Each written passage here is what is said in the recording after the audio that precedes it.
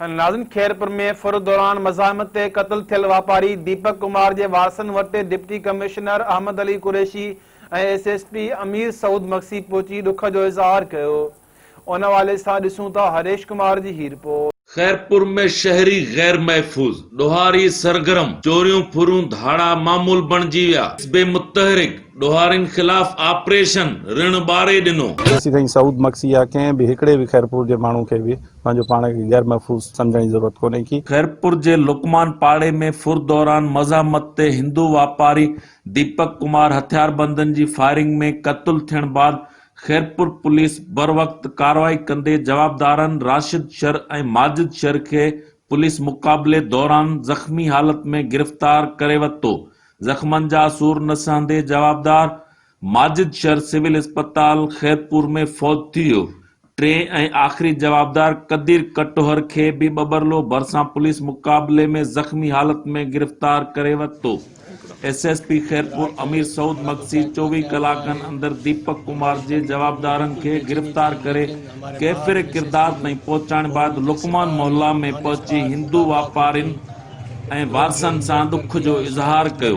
महिरान TV सां ॻाल्हाईंदे SSP Khairpur चयो त तव्हां ॾिठो हूंदो त इन में असां सां पंहिंजी जेकी दीवान कम्युनिटी आहे उन्हनि सां फौरी असां हॉस्पिटल में पहुतासीं। इज़हार यकजहती बि थी ऐं कानूनी कार्रवाई भी स्टार्ट थी वई ऐं उन्हनि असां ते पंहिंजो मुकमल एतमाद ज़ाहिर कयो ऐं इंशाअल्लाह असांखे उम्मीद आहे त इन में केस में सुठे नमूने सां असां इनखे पंहिंजे पाए तकमील ताईं पहुचाईंदासीं। अमलन त बेहतरीन कार्रवाई थी आहे ऐं एप्रिशिएट भी वारसन कयो आहे, शहरिन कयो आहे, पर शहरिन में हिकिड़ी तशवीश वारी लहर आहे वापारी जे क़त्ल खां पोइ ऐं पाण खे गैर महफूज़ पिया सम्झनि। आउं सम्झंदुसि त जेसी ताईं सऊद मक्सी या कंहिं बि हिकिड़े बि खैरपुर जे माण्हू खे बि पंहिंजो पाण खे गैर महफूज़ सम्झण जी ज़रूरत कोन्हे की।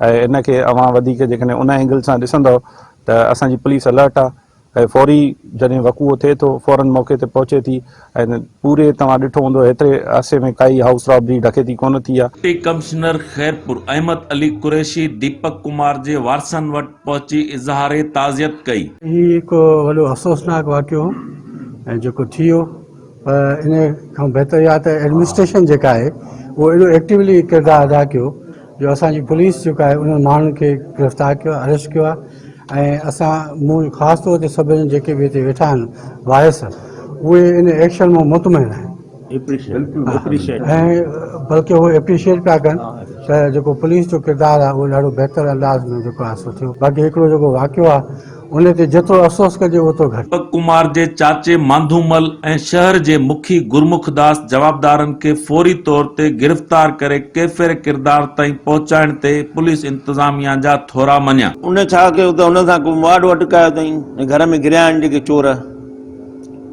बचा करण लाइ चोर कई अथई, उन्हनि सां हथे पाई कई अथई, विड़िया आहिनि को अलाए छा उन सां या हो विड़ियो आहे पाण छॾाइण लाइ, ख़ुदा थो ॼाणे।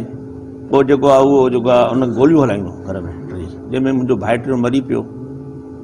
पोइ हे भॻा वठी ॿ ॼणा जेके अंदरि हुया, टियों त ॿुधो जेका पहिरियों उन जेको छोकिरो ज़ख़्मी हालत में हो जंहिंमें ॿ हुया अंदरि, उहो गुज़ारे वियो, एक्सपायर थी वियो। पोइ उहे ॿ जो हितां मुंहिंजे जेको आहे भाइटे दीपक कुमार चोर जो कई त पाड़े वारा कठा थी विया, अलाए छा थियो आहे। पोइ उहे जो माना चोर जो उहे जो मोटरसाइकिल बि का असां अॻियां मस्जिद आहे घर जे, मस्जिद वटि मोटरसाइकिल ई बीठी हुई का, उहो मोटरसाइकिल छॾे आ ऐं वठी उहो भॻाइनि त पाड़े वारा बि उन्हनि जे कढ। बहरहाल उहो चोर जेको आहे हिकिड़ो तो ऑन स्पॉट पकड़ियो, हिकिड़ो वरी अॻिते वञी काथों पकड़े आया। असांजो वापारी हुयो भाण जो ऐं हू पंहिंजे ॿचड़नि सां टीजो ख़तमु करे पगड़ियुनि जी रस्म करे घर विया त टे नामालूम माण्हू जे घर में दाख़िल थिया, जिन फुर लटण जी कोशिशि कई ऐं असांजे नौजवान खे हिकदमि क़तल कयो वियो। इन खां अॻु में बि असांजा क़तल थी चुका आहिनि, इन खां अॻु में बि असांखे फुरियो वियो आहे। असां कानून में ई सिर्फ़ु अखियूं विझंदा आहियूं।